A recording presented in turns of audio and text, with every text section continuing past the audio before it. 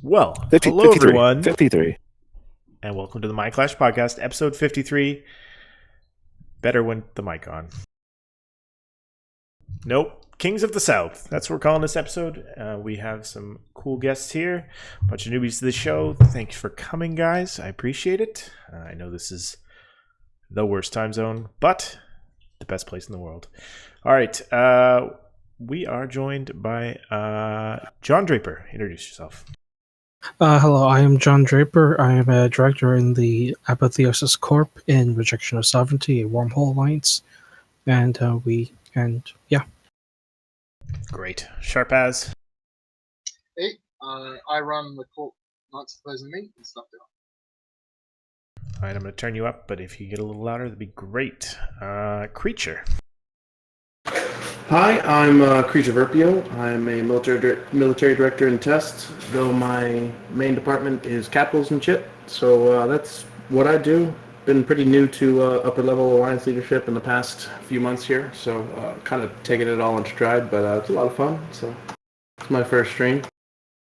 Your fans appear to be in Discord in the Twitch chat. So Yes. Catelyn. Hello, I'm Catelyn Stoneheart. I'm in SNUFF. I was the Alliance Diplo for a whole lot of the stupid shit we did. So I have a lot of knowledge of that. Beautiful. And Kael in the field. Hey.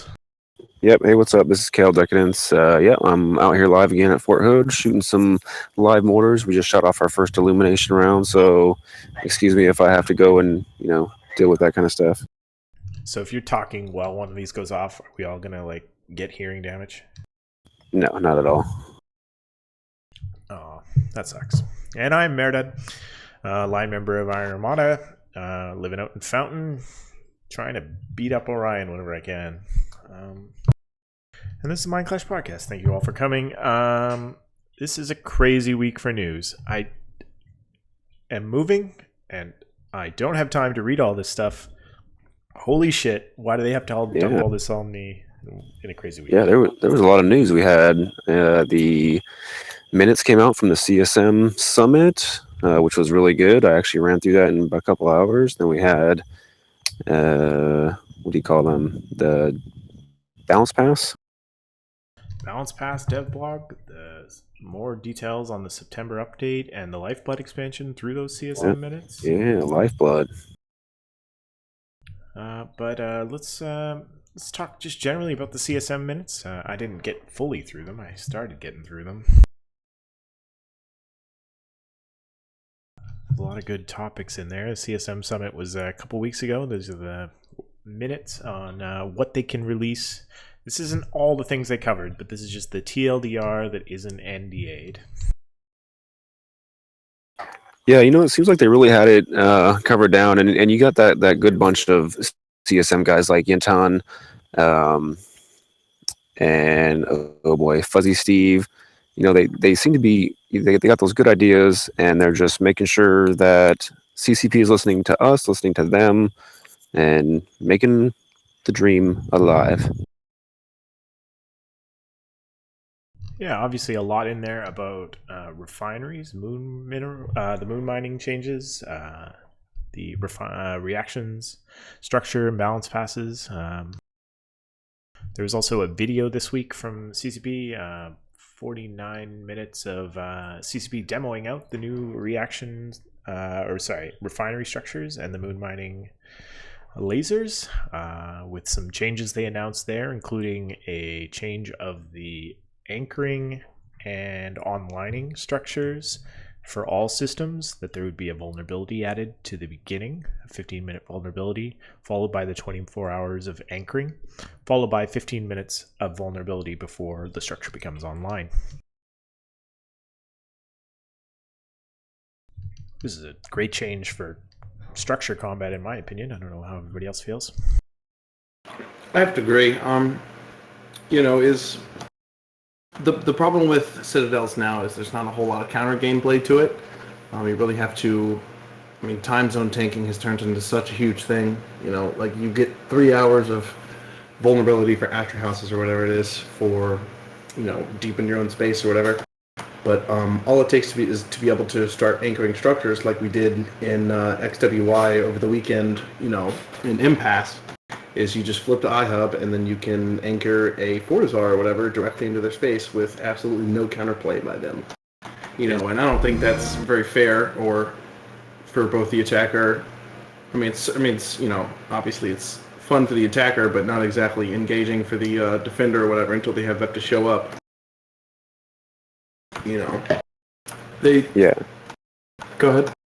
Yeah, I was definitely there, and so I know what you mean. But it seems like the CSM, they brought up a lot of that whole like, hey, this is what we think of this, and this kind of gameplay is not really working. And CCP did say, yes, we agree, we understand that, we know that, but right now we can't really change it, this and that. So at least they've acknowledged that it sucks. Yeah, their response to that was certainly a little disheartening at best. It was basically like, oh, well, yeah, we realize it's a huge problem, but there's pretty much nothing we can do about it or will do about it. Satonia raised a pretty good idea of, tying in Citadel vulnerability timers to like ADMs or whatever, or, the TCU or iHub, or at least taking a portion of that vulnerability timer and putting it into... like say you have your ADM set for, say you take the iHub and TCU in a system, or vice versa, or whichever, you would be able to, at that point, then basically force, even though they would have their Citadel set to like AUTZ or something, you could force an hour or some portion of time into your own TZ, basically, so that you could get around the whole like AIDS time zone tanking stuff and not have to, form up at 1100 for USTZ Alliance that went to bed like 6 hours ago. Yeah, the time zone tanking is AIDS, especially if you're a smaller group trying to compete against a larger group. I know every deployment that we make against Horde in Cloud Ring or in Pure Blind results in Horde changing their time zones to AU, and our 6 guys in AU are going to do something about it. And why don't you fight us? We're only small group, you can fight us off. You're Horde, come on, you get thousands of guys. But no, it's just simpler to just change the time zones and pay no penalty for it. Yeah, I really don't like that aspect of it. The problem with doing that is it kind of screws over wormholes because, well, we don't get TCUs and any of that fun stuff. So to find a way to fix it and still have wormhole space not get screwed by it would be really nice. I personally would like to see a strong mechanic come to sigils. Changing the timer for pauses is quite a good way to get fight or catch people out.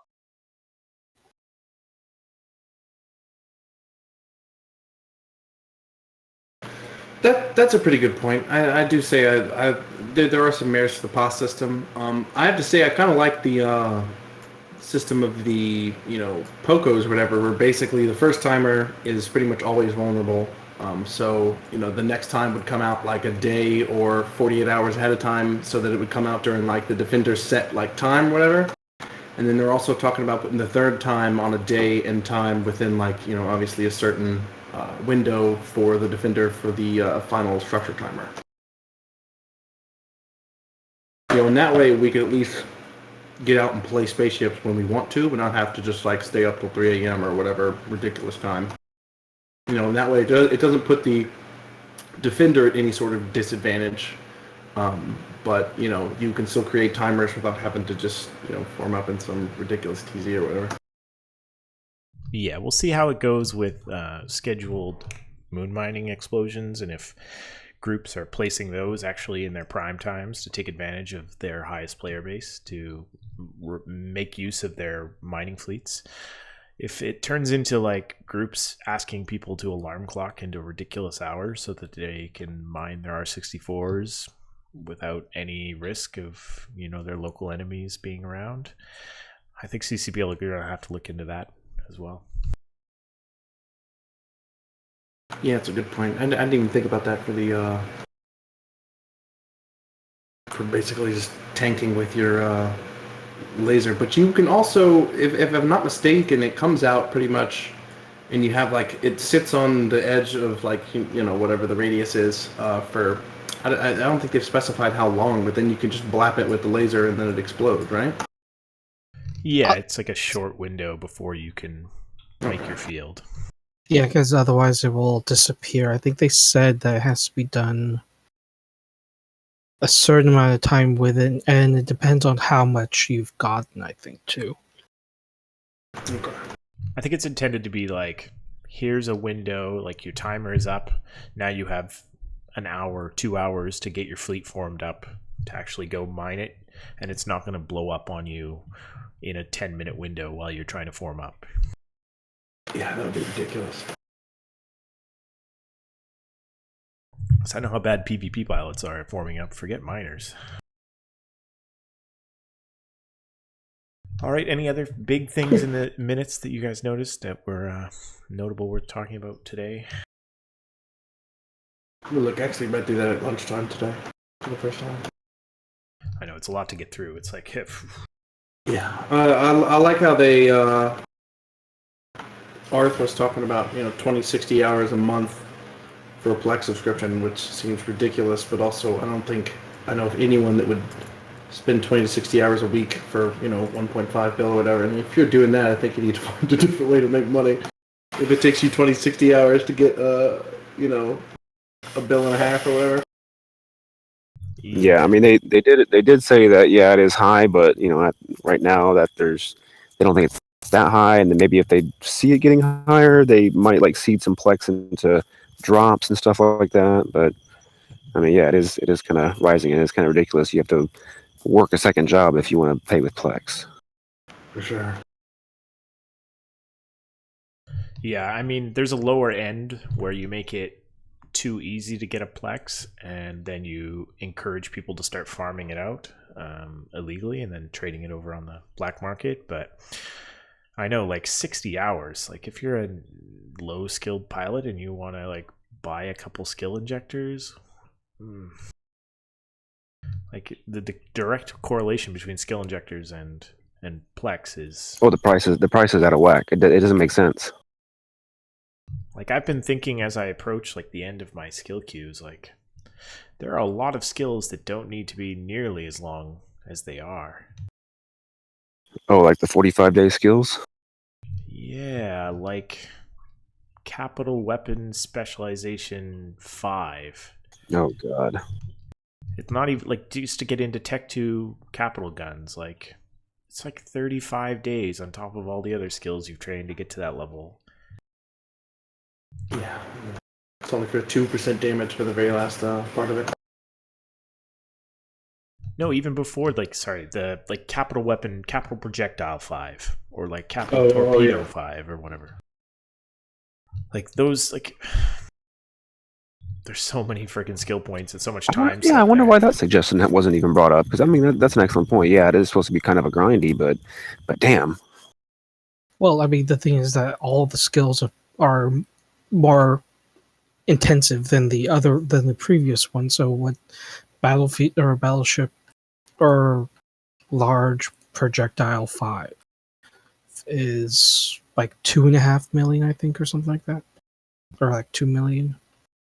Yeah. Also, I'm pretty sure I'm about to get eaten by wolves out here. I don't really know.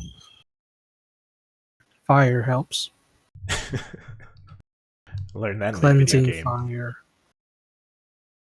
Video game skills for sure. But yeah, Okay, I mean, I think one of the biggest responses that I read often throughout the minutes was that we acknowledge this, we know it's a problem, we don't have a fix at this time, which is a pretty businessy like answer, and it is what it is. And I know some of it's redacted and can't be released, but damn, man, I wish there was a little bit more. Yeah, I mean, they're obviously working with a smaller team than they were 5 years ago. So, like the rate of major features and the amount of dev time that they can apply to new features opposed to maintaining old features or community outreach or customer support or GMs, like. Yeah, I mean, granted, they are doing a better job now than they were a couple years ago, but they could fix some of these things that we've been bitching about for 2, 3, 4, 7 years. But you did see it in areas like the faction warfare discussion, where Oh yeah, some of the technical fixes are probably months, years to actually fix. Like, we asked for pauses to get fixed, and look, it's been a 3-year process. yeah. I've got faith. Yeah, not even just the design phase. Like the actual rollout has been, 2.5 years now, or will be at the end of it. Because we're still not even to the point of having anything. Yeah, we don't even know anything about jump bridges or any type of, POS modules and stuff like that, like cyanogens and jump, cyano jammers, etc., etc. Yeah, and I mean, like, new material. There was supposed to be new stuff that they could develop with structures, put out new structures that do new things. I mean, they touched on warp disruption field generators a while back, and that was a nice little change, but that was more of a balance, or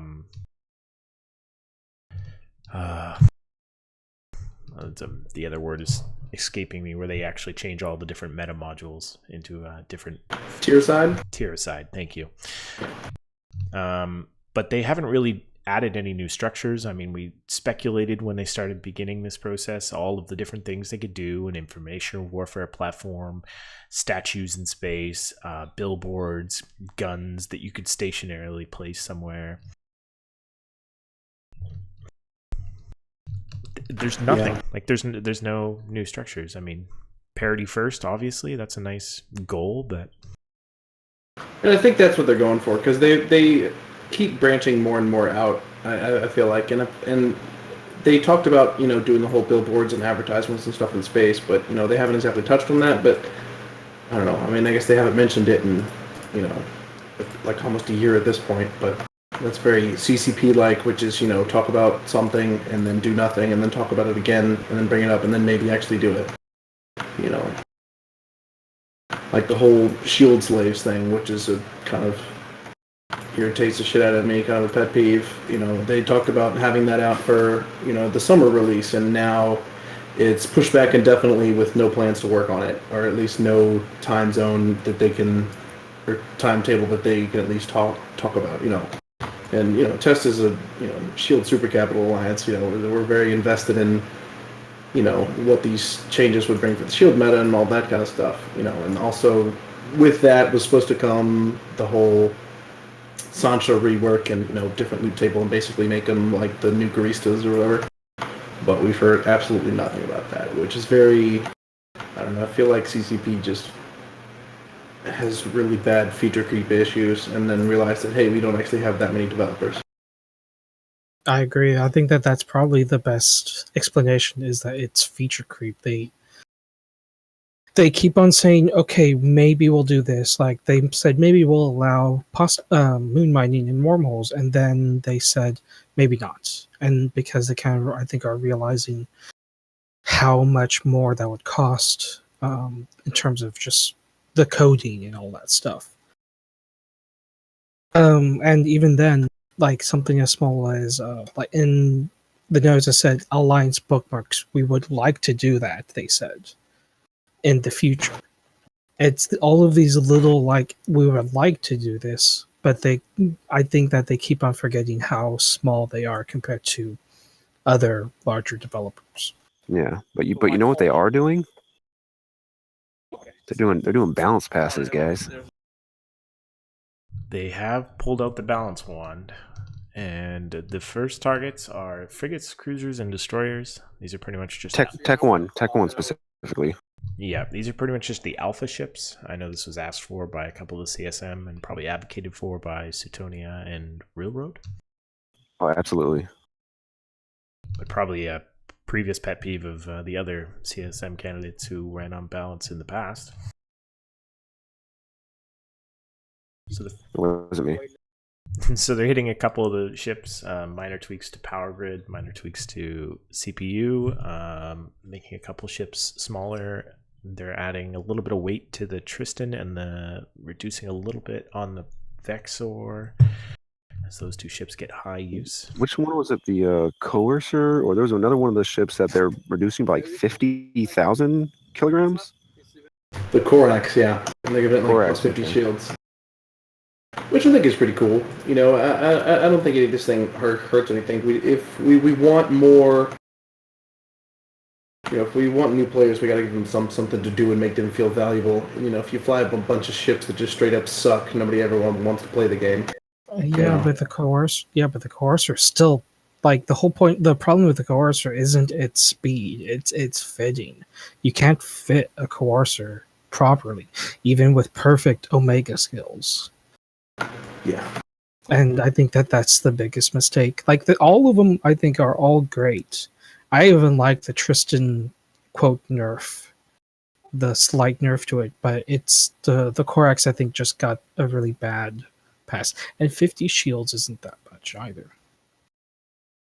Now, the biggest bonuses seem to go to the Arbitrator, the Bellicose, who got bonuses to their lock range, power grid, CPU, and the Arbitrator got a new launcher slot to assist in a missile fit. And then the Omen also got a good boost to fitting, as well as capacitor and capacitor recharge rate. And one of my favorites, the Stabber, also got a bonus to rate of fire, so I can be even better with that. Doesn't the Stabber also have fitting issues, though? I assume most of these T1 ships are going to have fitting issues, and you can't do everything with them. So as long as they can do something, and they can do something equivalent to the other classes, the other races, mind you, I think that's fair enough. Yeah, if you remember CCP's plan, or, you know, kind of, I don't want to say plan, but their logic behind a lot of this is that, you know, as you move up the ship tier, or whatever, well, at least until you get to T3 or whatever, you know, the T1 ships are very multi-role, and then you get to the T2 ships, which are very, you know, specific or whatever, you know, like the logistics cruisers, you know, are very, obviously, if you're putting anything other than reps on them, you look like an idiot, you know, and, but, you know, for the, you know, the scimitar hull, I forget what the base, the scythe or whatever, you know, you can put, you know, missiles on it and it, you know, be reasonable, but, you know, if you look at it from that aspect, I think that they, you know, from the whole, giving them a lot of different roles or abilities or whatever, you know, they work pretty well. The thread in chat here is that the problem with the Stabber is that medium autocannons are shit, and that medium artillery can't be fitted. That's what I was thinking of, yeah. Yeah.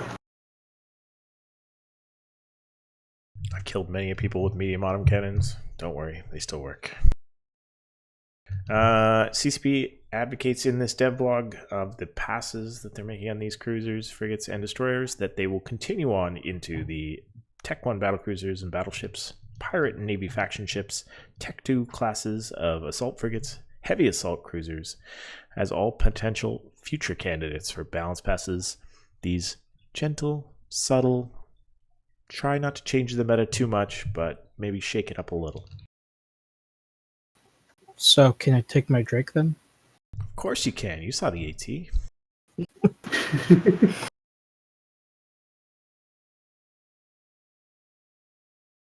All right, and as you saw in our intro video, or if you haven't seen already, the September update is coming soon here with changes to the tutorial, updated to the debris visual and laser firing effects, an interactable market ticker, as well as the Agency Warzone Extraction event, which will be a live event.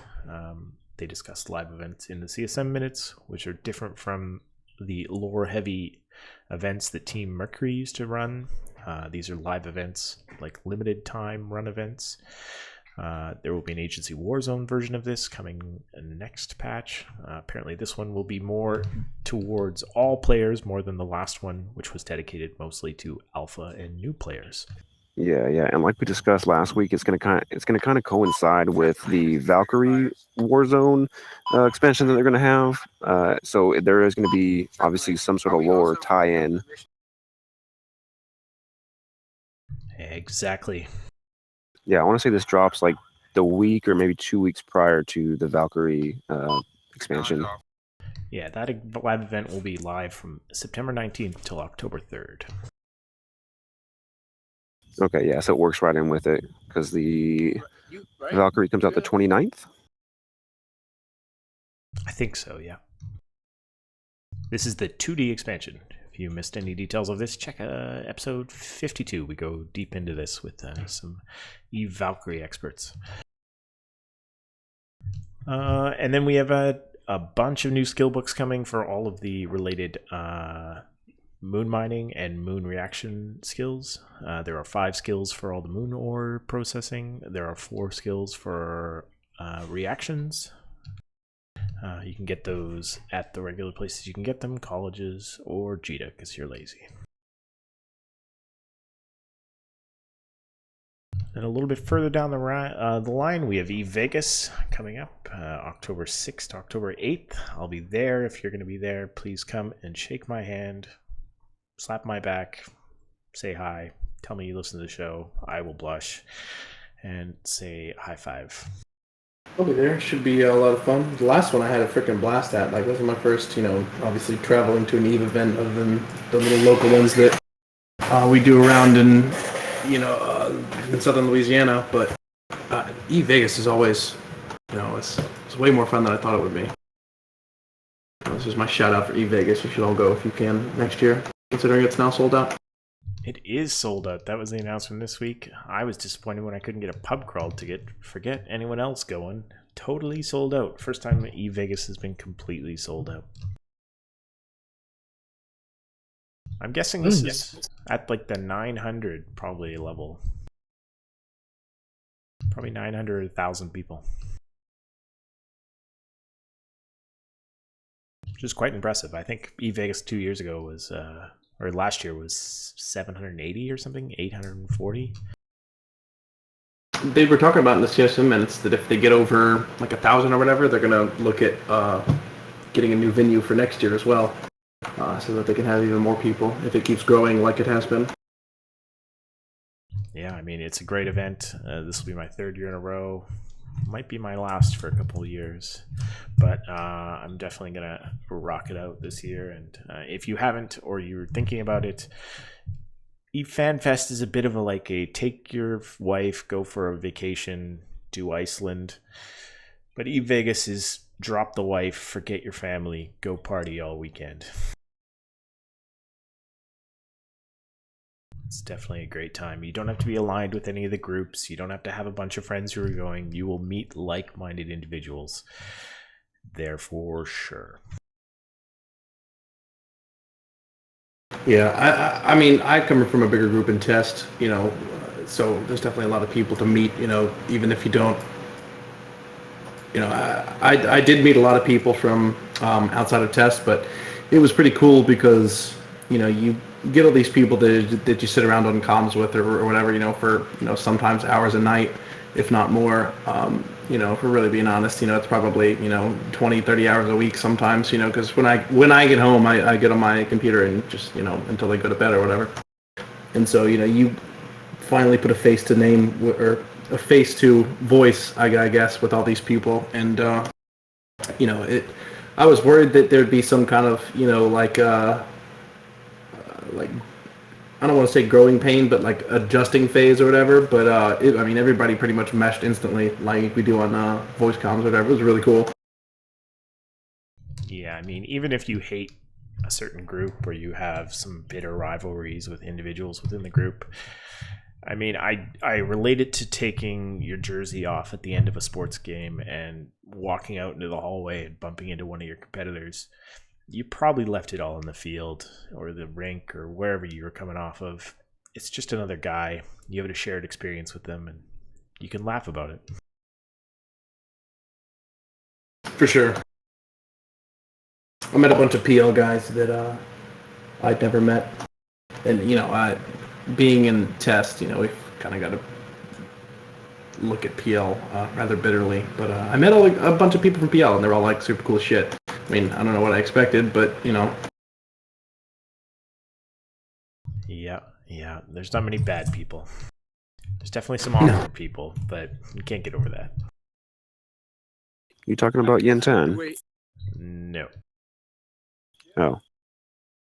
All right, and then in mid-October we get the Lifeblood expansion. That is, of course, the refineries and moon mining expansion, where we will all be crying about where our R64s went and rushing to find the new ones. Yay! I'm actually rather interested in this. Economically, I'm curious to see what the T2 market's going to be like, but also it'd be nice conflict generator because, well, like wormholers like me will just like going out and seeing, oh, they're going to do this soon, and we can just camp and watch and try to get a gig or two.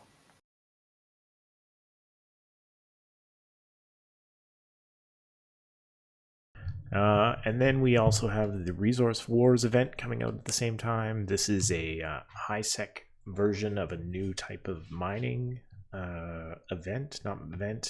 mining site, similar to, I don't know, similar to Mission Agents, but in a 5-tiered system using the new-ish, I guess it's pretty old now, but the new-ish AI for NPCs, where you will be supporting the new NPC factions in mining ore and placing it inside a freighter. And you can either act as a miner, increasing the speed at which the NPC miners are mining the ore required for whatever task they're doing, or you can be a defensive pilot and fight off the pirates who are also trying to mine this rare ore. CCP Affinity goes into detail within the her section within Team Genesis, within the CSM minutes there, about certain tweaks and features they're trying to install within these new mining sites, including skins that are non-transferable and restricted to the player who receives them, loot boxes which you can buy from the LP store, and special boosters. And then there was a note in here from the judge who made a comment about not wanting to see more implants placed as special rewards because implants create a disincentive for risk. And I was wondering, I forgot to mention that while we were talking about shield slave implants. Might be also why they're hesitating on implementing more implant sets. Well, I think that with a group like Test, and since Creatures is talking very much from a capital perspective, it's a lot different. You're going to go out into that because you need you need every single thing you can get. Because 2% on a capital ship is significantly more than 2% on a battleship or a frigate. So I think that the perspective for for like someone like Creecher would be different because he's speaking from this big ship point of view versus a smaller ship point of view, which I think the judge is thinking about. Would everyone here be okay with removing implants from the game? No. I mean, No. Learning implants, yes, but I do like the aspects that certain that like the pirate slave or the pirate implants bring, like different warp speeds, etc. and stuff like that. But I do understand where people talk about it makes you very risk averse if you have a $2 or $3 billion set of implants in null sec versus low sec or whatever. But for some groups, it's just a money issue or whatever. You'll get groups like PL that always pretty much they pretty much always have a slave set or mid-grade, high grade or mid-grade slave set in their damnations or armor T3s, at least before the T3 patch. I mean, SNUFF has mandatory slave sets for everything we do in LoSec, regardless of whether it's a cap or subcap. I mean, it's a force multiplier that allows you to take on larger groups, like TEST, for example. If TEST comes to town in 120, I don't know what you guys fly right now, hurricanes or whatever, we'll be able to take that on because we're all slaves. So if you remove slaves from the game, I think it's going to create a more risk-averse situation where groups like SNUFF won't want to take fights because they don't have that force multiplier. They'll say, oh, they got 2 times their numbers, we can't do it. That's a very good point. Well, do you think that's an anomaly for low sec? Because what I've seen in null sec is often the force multiplier is the use of capitals over smaller engagements. Yeah, and I can't really speak to nullsec, and we do quite a bit of nullsec lately. But every time we go to nullsec, we're out of our slaves. We just jump in clean clones, Fair enough. That is very true. I will say they use smaller groups like, I don't want to say the PL or NC are small, but they don't have blob numbers like other groups do, and they definitely use their capitals to be that force multiplier or whatever. Because somebody's going to take on 20 supers, with like 20 caracals or whatever. Well, I mean, just to speculate on this a little bit further, if the functionality of slaves or virtues or the accelerant, the one that will make you warp faster, ascendancy, could be taken through some other means, like a long-term booster or a booster that persists through death, like the accelerators, would that be acceptable? Because that would provide the risk averseness, but still have a consumable, which would drive the market for them. I think that in terms of usage, I would say no, because when you get potted, your implants go, but when you're in your, like, I don't use boosters that often, but the effects still continue, right? I think so. Yeah, so that kind of is a different aspect, though. Now, if they changed it so that way the boosters wouldn't continue, that would be different. But if you had if you wanted to fight over your Citadel, final timer for your Citadel, you have an armor comp, say Armor Hurricanes. I don't know why they're Armor Hurricanes, but let's say Armor Hurricanes.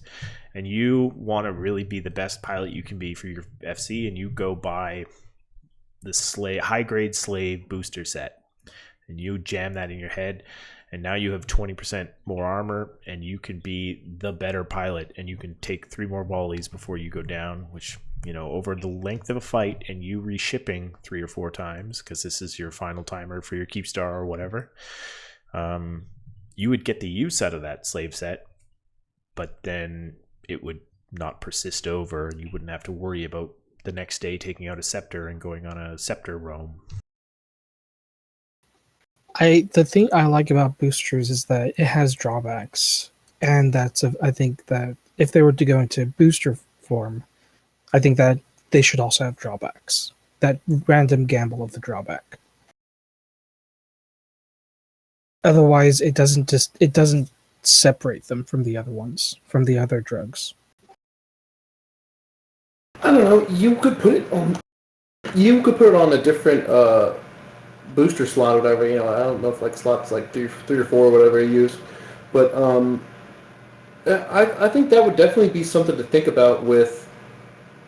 Say you could just swallow a high grade slave set or whatever that lasts for an hour or whatever. It only costs 100 mil versus 3.4 bill or whatever, how much they cost or whatever. That would be something to think about. I think that'd be pretty cool, actually. And then, learning implants, get rid of that junk. Respecs and frickin' how many skill points you have in a certain charisma or intellect, that doesn't need to be in this game anymore. It helps with the min-maxing, but it would be good to have something to combat the SP farms too.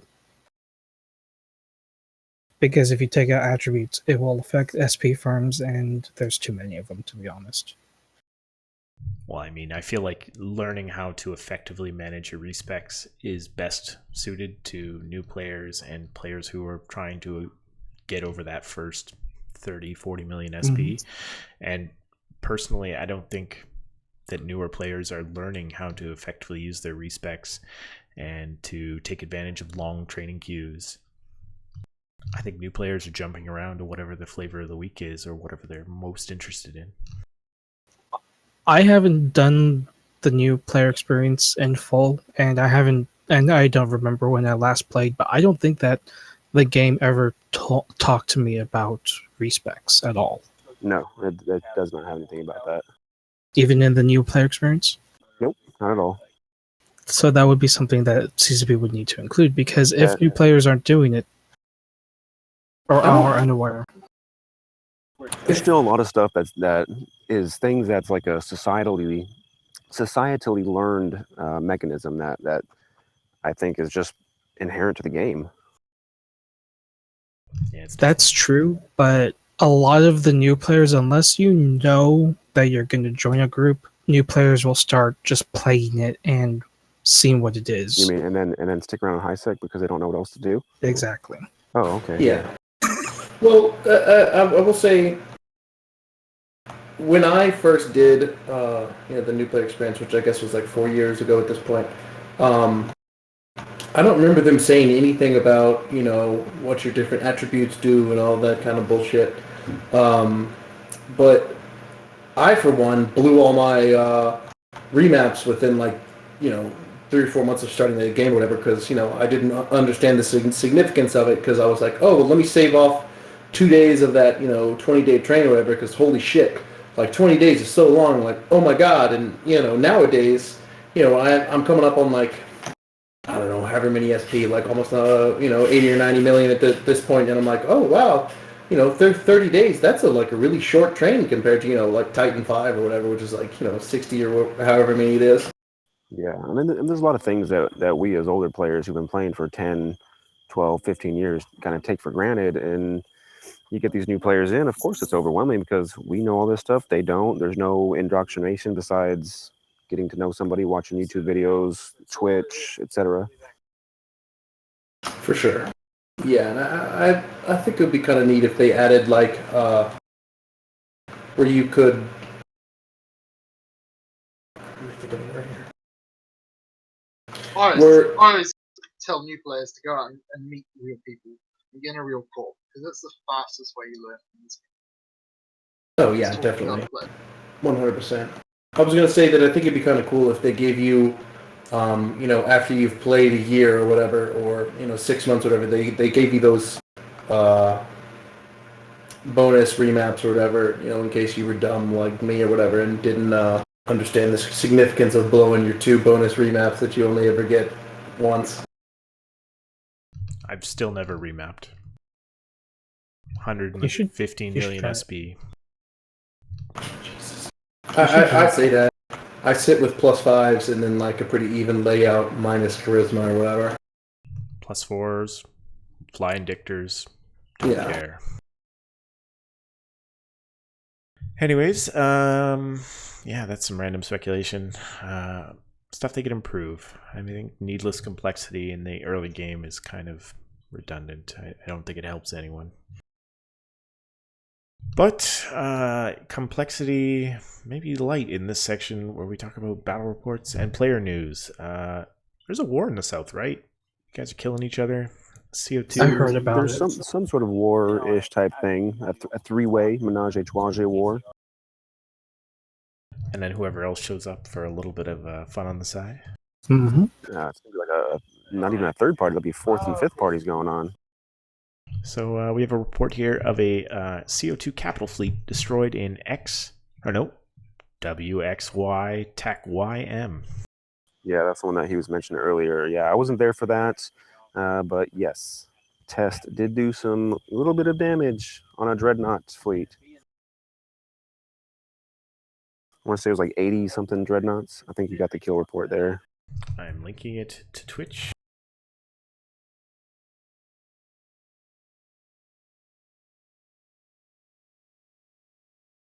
Yes, there was 48 billion lost by the side of TEST and Friends, and 426 billion lost by the side of Circle of Two. Notable here is that Circle of Two dropped mostly faxes and dreads and did not drop any of their super fleet. So that 426 billion is in 620 ships lost. Yeah, I'm not real sure what the motivation was behind that, but I'm sure it was quite interesting behind the scenes on comms. I don't know. What was it like on test side? I don't want to say pure elation. Pure elation and excitement, but you know, Just give him the full. it was it was that was like my second time ever dropping my Titan or whatever. So I was pretty excited. I was backseating Billy on that. He's our definitely. I mean, he's our Super Cap FC, and I'm second to him. You know, by a good distance. He's really good at this freaking game. I have so much to learn from him.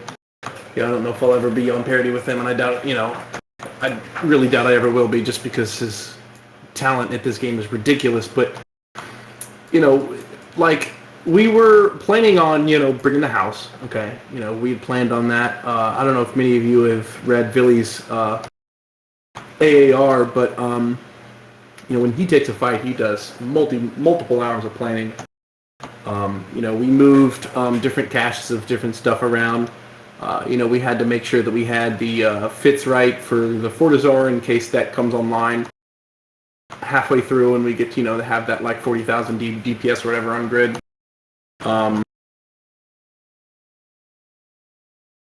Okay, I got a report of something weird here. Talk about that after this, but so, gosh, where was I? I just got a report that the judge has taken over CO2. Wait, what? Yeah. Whoa, hold on. Breaking news. Give you a second to confirm that. Okay, we'll give you a second to confirm that as we talk about a couple other things here. EVE-NT is changing their name to Plus 10 Gaming in order to facilitate streaming of other non-EVE games, but we'll still focus on EVE and EVE Valkyrie. Okay, sorry about that. ProGod came in the room I was sitting in. You should lock your doors. Yeah.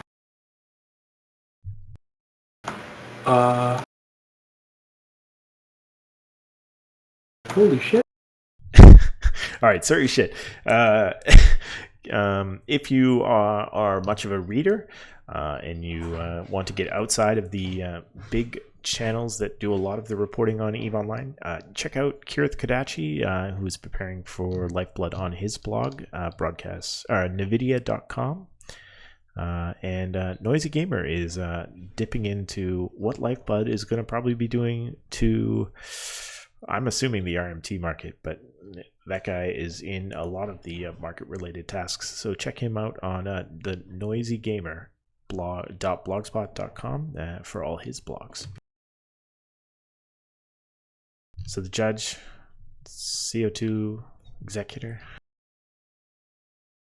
I checked in game. He's Gegax is still CEO of Balkan. The Keepstar has been transferred to someone else. Yeah, I'm trying to sort it out in the CO2 Discord right now. I can't really figure it out. It has been transferred to Logistical Nightmare Incorporated, which doesn't look like they're in CO2, or it looks like they just left CO2 as of in the last few hours. Yeah, there will be more to follow on that topic for sure. Woo! Sorry, it's a little exciting. Okay, but continuing back on that capital fight, yeah. So, we anchored that Fortizar after we killed the iHub because we were like, let's take a USTZ fight while Villy's here, because Villy went AFK again on Saturday because he's active duty military. So with him here, we're definitely with him, ProGod and everybody. That's definitely our strongest foot. So we wanted to try and take a fight during then. So obviously that happened. We were expecting a lot more to happen here. We expected Try to bring a dread bomb. We expected PL to have a dread bomb. So we expected probably 3 times the number of dreads that they had, and we were prepared for it. As best as we could be.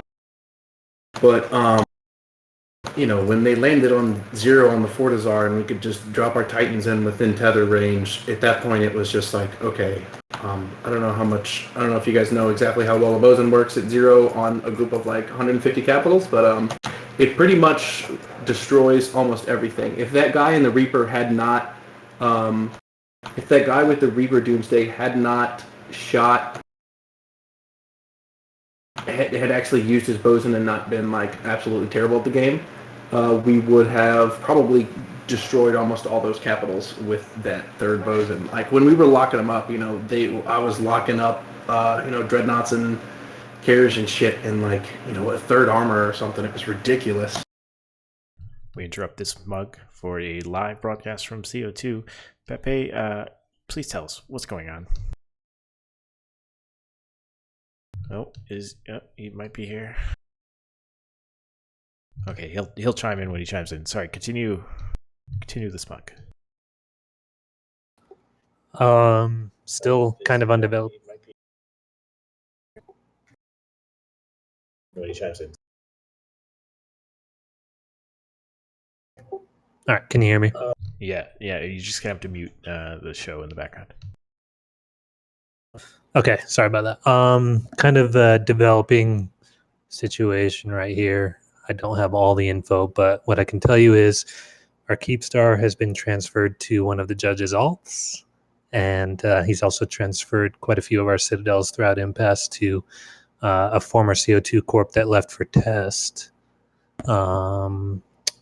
It seems like you might have cleared out maybe the Alliance wallet, definitely the Balco wallet, and then he dropped Alliance with his alt. So yeah, that's where things stand right now. That could be interesting. Well then.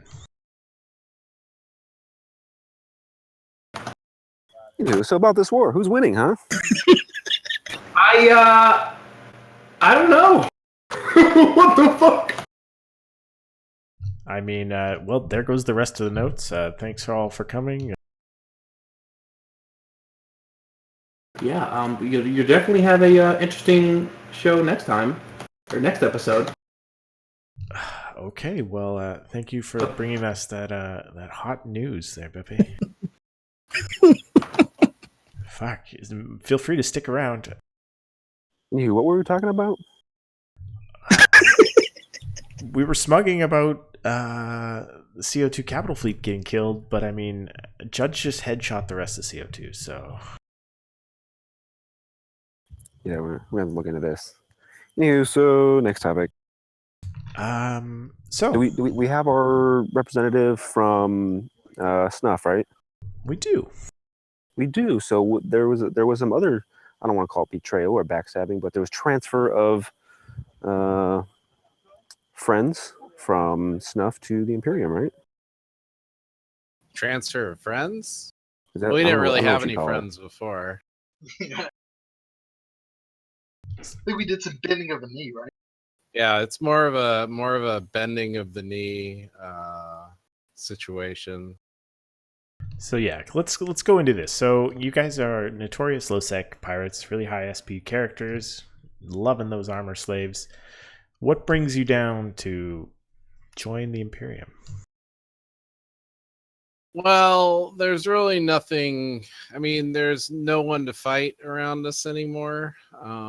With EE having collapsed into their own drama and SC, I don't know. I wasn't around, but I heard that they're dead now. And then, yeah, there's no one for us to fight anymore. So, figured the rest of Eve would be good.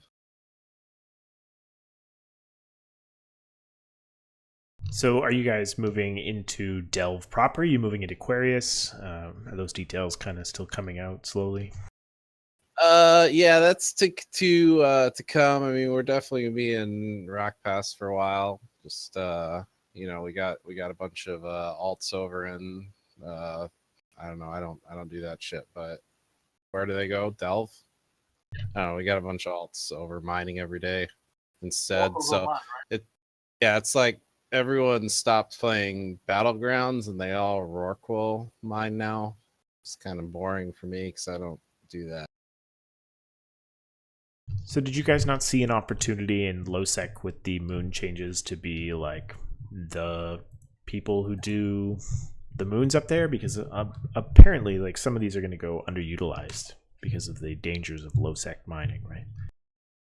I mean, I don't know. I'd be surprised if we just up and left LowSec and became NullSec Alliance. We've always kind of been LowSec's kind of our identity, so I think we'll be around LowSec. I don't know what the moon changes are going to be, so. I mean, most of us are good at maths. We don't really want to sit there and mine moons.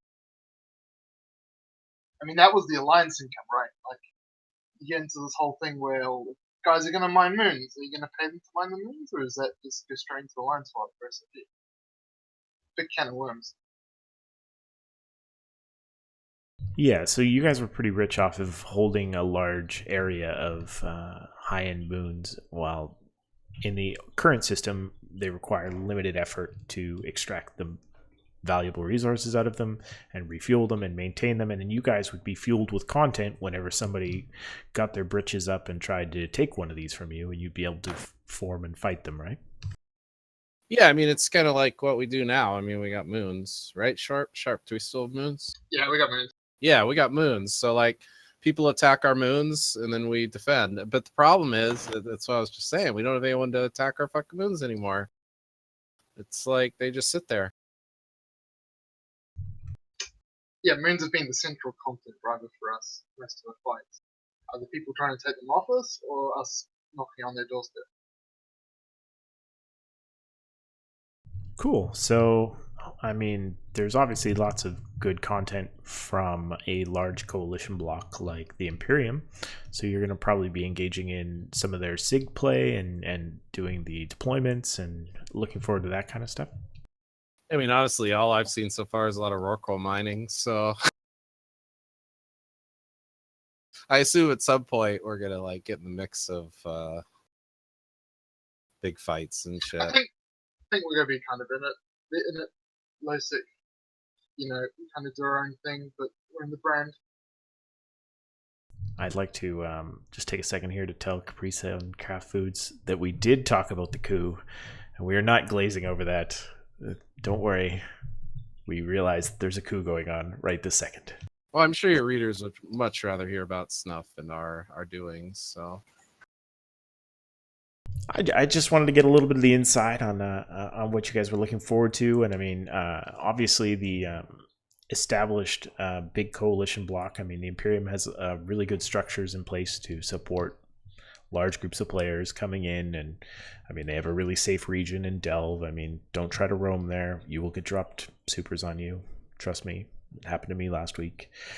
I mean, like they have good infrastructure as far as forums and lots of content available, and the SIGs led by quite confident FCs. I mean, yeah, you know, it's good to have access to supers and titans and shit to buy, because you know, obviously as a LowSec Alliance, we don't build those ourselves, so that's definitely something that comes into play there.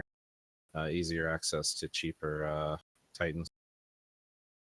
yeah, I mean, have you guys dipped into any of the faction or special titans or supers? No, we mainly just hunt them. Yeah, I don't think any of us have them, do we? No, I don't think so. Like, if we really liked, like, Kai Want to Destroyer, no one's probably ever heard of him, but he's like our main FC.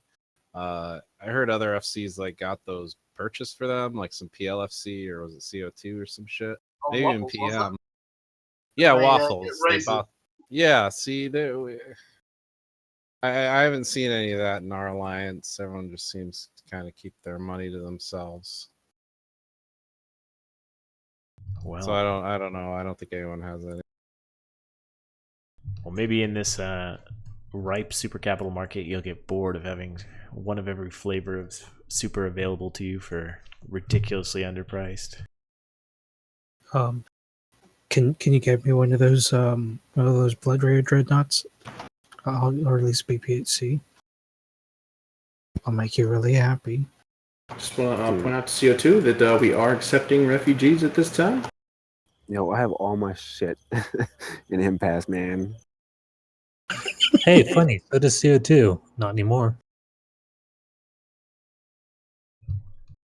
Freaking live Well, refugee looks, camps. looks like I'm opening going to test. I'm sorry. Yeah. This is so hot off the press that like I don't even know test official stance on this because I'm in here and I'm not even in the high command meeting that's going on right now. This is ridiculous.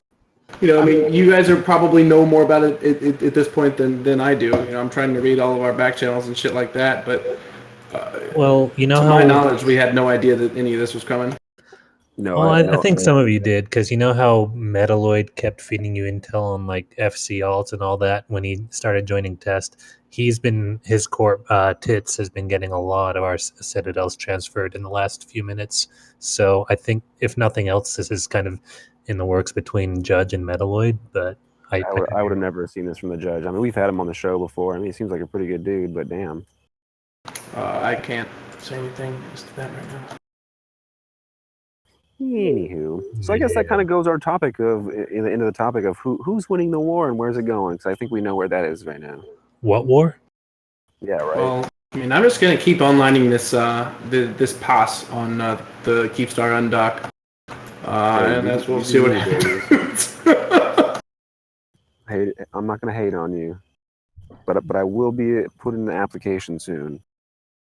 Had this war even got named yet? Did you guys even come up with one yet? No, there's no name for this. It's going to be the 7-day Reddit war.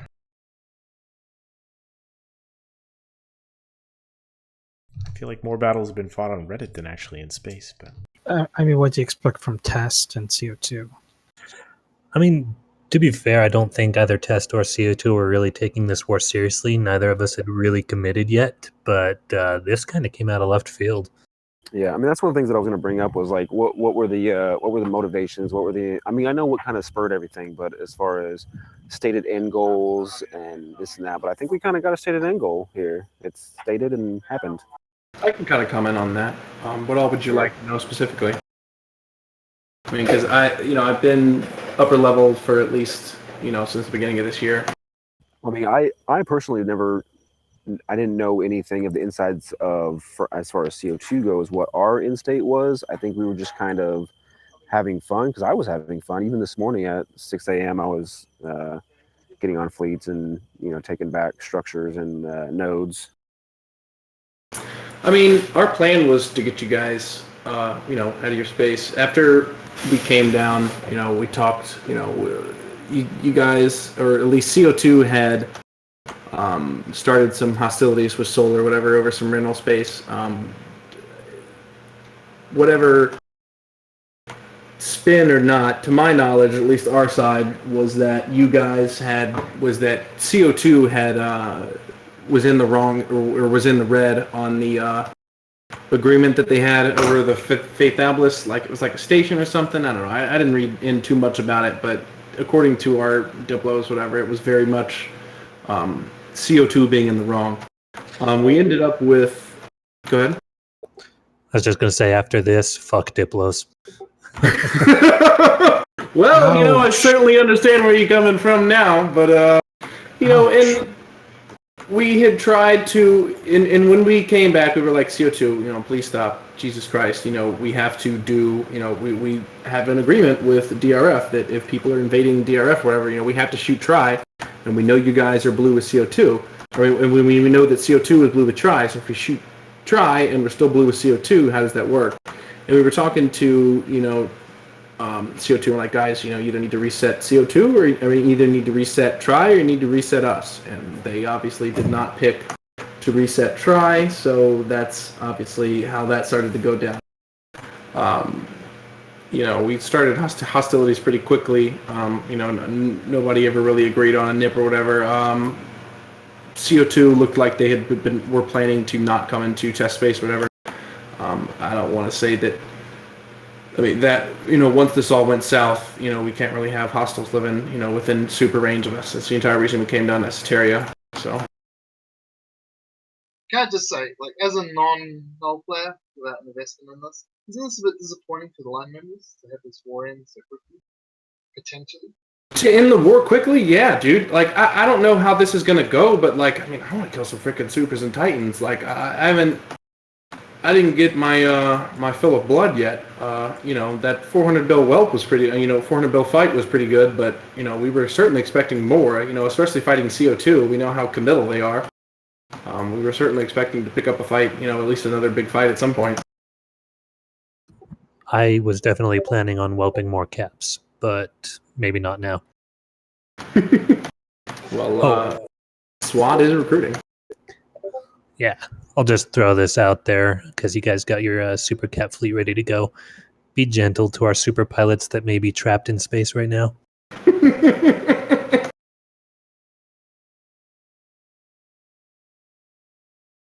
All right. There is a definite question from X Charter. Oh man, Charter Rick. Ex Chadrick. There we go. Reading is hard. Where is Try? Where's Try in this conflict? Where are they winning? Are they losing? Are they enjoying themselves? Try seem to be, from what I can tell, Try seem to be doing very well on in their theater of the war, or at least their front. Attacking FCON. They seem to be doing pretty good for themselves. They're definitely creating and winning timers. I don't know how long it'll take till it goes either way. Obviously DRF backing, or DRF and XIX backing, FCON. You would think that they would, start steamroll pretty quickly, and that does seem to be the case. But for the vast majority, Try was doing very well, and I believe I can't say they're doing bad right now. So.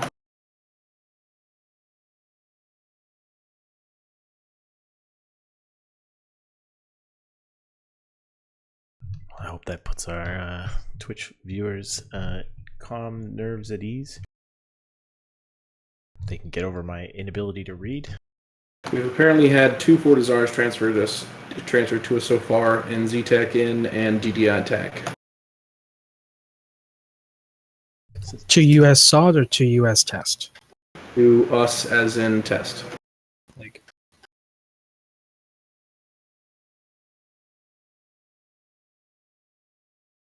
This is To turning, a certain test corp, but I'm not gonna say. this is turning into the CNN of No, dude. Like I'm reading all my freaking intel channels. Trying not to be too giddy here. All right, we go to our reporter from Impasse. Impasse, yeah, we're here. Shit's on fire. All the Fortizars. All right, I'm going to duck out, guys. I've got to go do some damage control, so have fun. All right, thanks for stopping by. good luck, dude. Hold on. The CO2 Keepstar is now under Goonswarm Federation under DJ's retirement fund. It is now a Condi Keepstar. I'm not even fucking kidding. Yeah, goons are smugging pretty hard right now.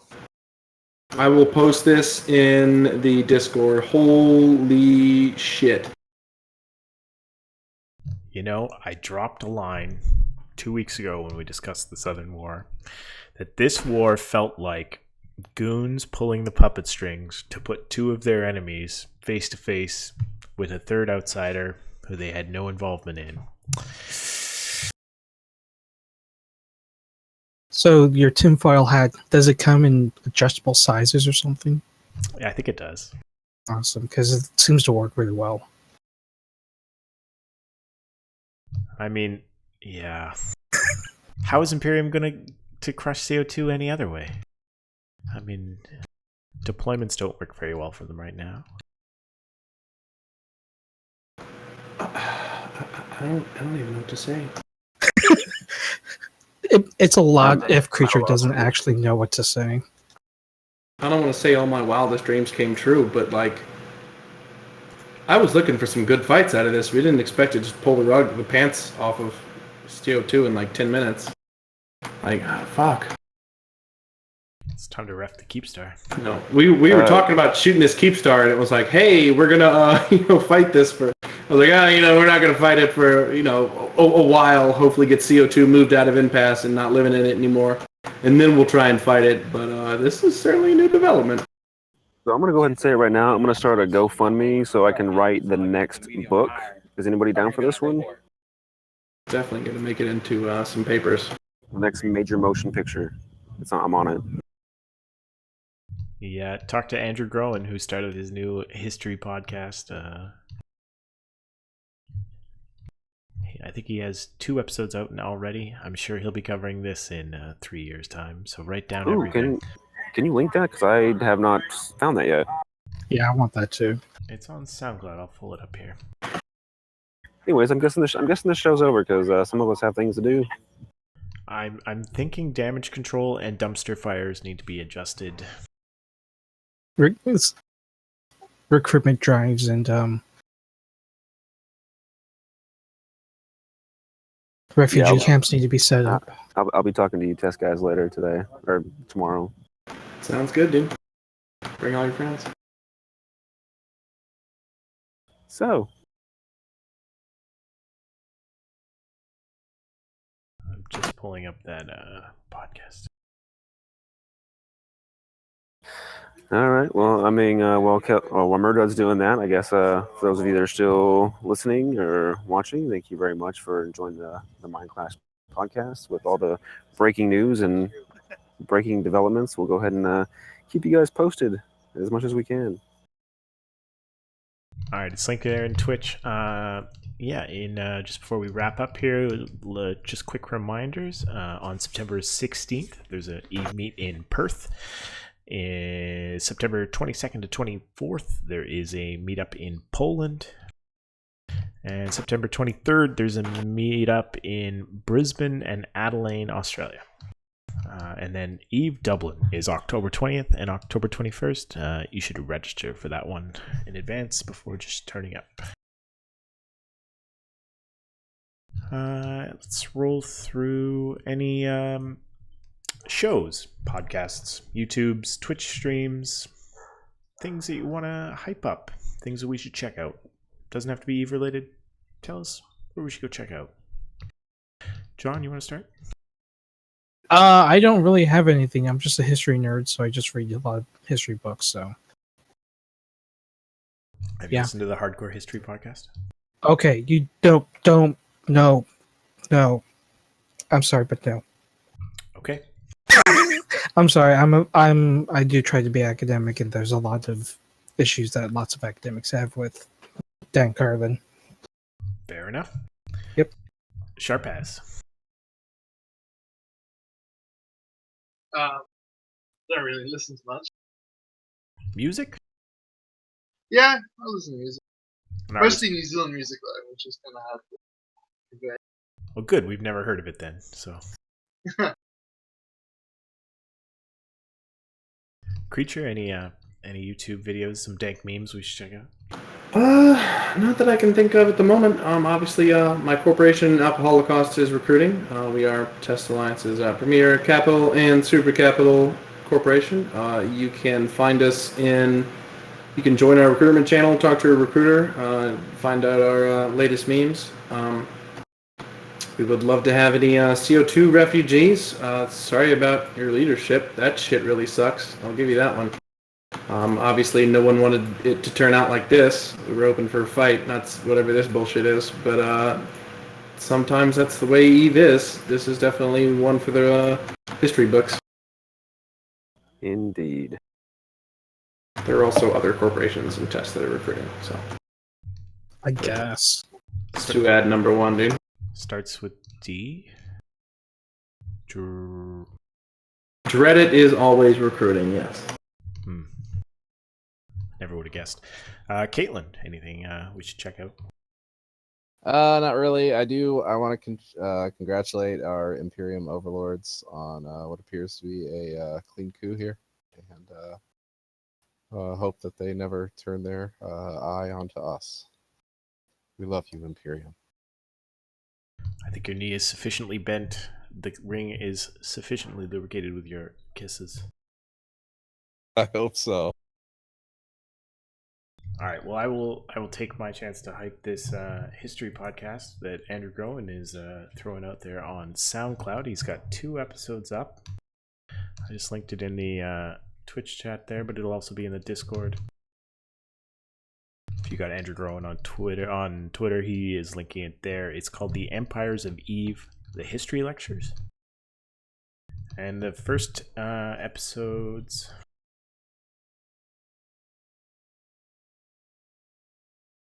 are about some old wars.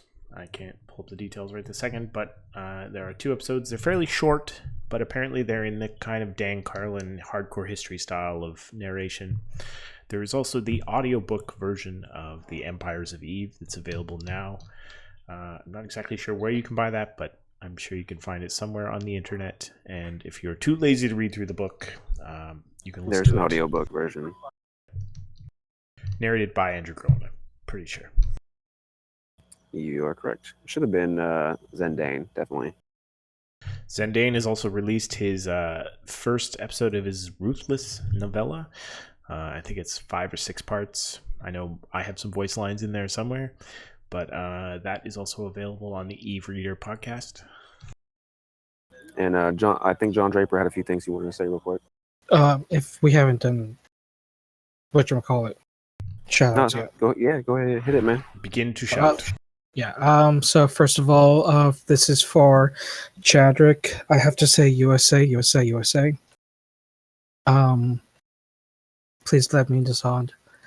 Also, my Wormhole Alliance, Rejection of Sovereignty, headed by the former disgraced TSM Kael Parthos, is always welcome to recruitment for C4 Wormhole Life. Join Apotheosis, the memeiest Wormhole Alliance in Eve. I appreciate the test member looking for intel on ratting within the Twitch chat. Is he asking if it's safe to rat? I think Tess can rat anywhere they want to right now. Sharp as, who's your shout out? To a court, fifth number 1. Short and sweet. Creecher. Shout out to all my Test Alliance members. Boy, did we not expect it to go this way. Kael. I've got nothing. God damn it. Caitlin. I already just want to beg Matani again. Don't hurt us. We love you. Just close all the super contracts quickly. All right, and my shout out is to my wife. Thank you for approving the Eve Vegas expenditures. I will not gamble it all away on the tables. Maybe.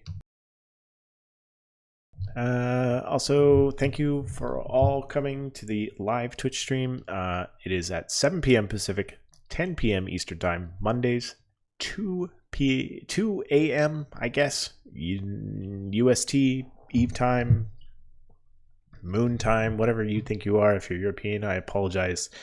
The show is in US West time zone. Suckers. If you didn't catch us all live, you can catch us on recorded at our website, mindclash.live, on our podcast stream. You can pick up in most podcatchers on iTunes. Please review us there. You can pick us up through evepodcast.com, through the Crossing Zebras podcast RSS. You can catch us in our Discord, where you can chat with us during the week. We propose topics, we look for guests, we talk about the ongoing news. I should talk Orion more than I should, and we have a pretty good time in there. So check us out on our Discord. That's linked all over the place.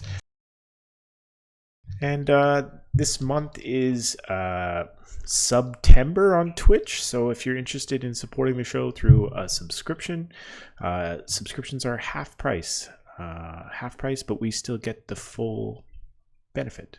So if that's something you want to do, or through Twitch Prime, and that's it. Oh, I guess we have a Patreon too, if you really love us. Yes, we do. Helps pay for that server cost. Otherwise, thank you all our guests for coming. Thank you for listening. This is the live CNN broadcast version of the Mind Clash podcast.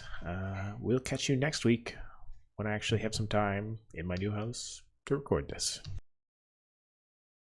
Thank you for having me. I'm gonna go cry now. Not shoot more guns? No, we're done. Oh.